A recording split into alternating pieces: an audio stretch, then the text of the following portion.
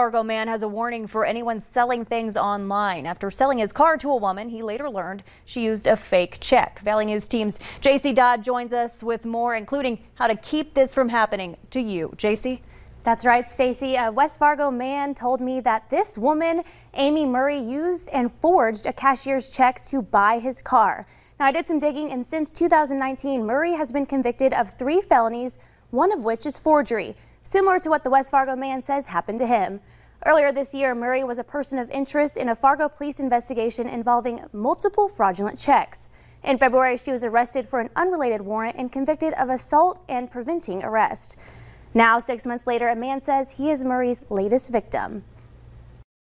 I should have been a little more cautious, I guess. Jesse Sackman says he thought the deal was too good to be true.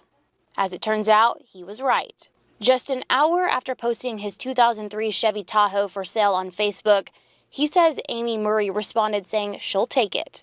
I asked $3,500 and she said, "Will you take $3,200 and a cashier's check?" And I said, "That will work." Sackman says when she came to pick up the SUV on Sunday, she was acting suspicious. It was very quick. She didn't even drive it, so she just got in and went with it. He says he glanced over the check and didn't see anything wrong with it.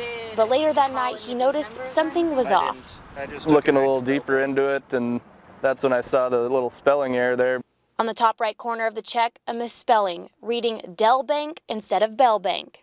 The next day, he went to authorities who confirmed his suspicions. We went to the police station and they said, no good. And today he went to the bank, where he was told all he had now was a worthless check, while his Tahoe was long gone. Keep an eye out for it, I guess, but I would assume she's nowhere around here anymore. I spoke with West Fargo Sergeant Tim Runcorn, who says he couldn't give me any information since the case is under investigation. However, he was able to give me some tips on how to prevent this from happening to others. First, he says for cashier checks or counterfeit money, if it feels wrong and looks wrong, it's probably fake. And with dealing with transaction like Saxman's, he says pay close attention to the details of the check. In this case, Dell instead of Bell, a dash instead of a comma, and this stamp should be a signature. And any typos or anything like that, it would signal that it's out of place and probably incorrect. He says the best thing you can do is call the bank to verify the check's validity before parting with your items. Stacy?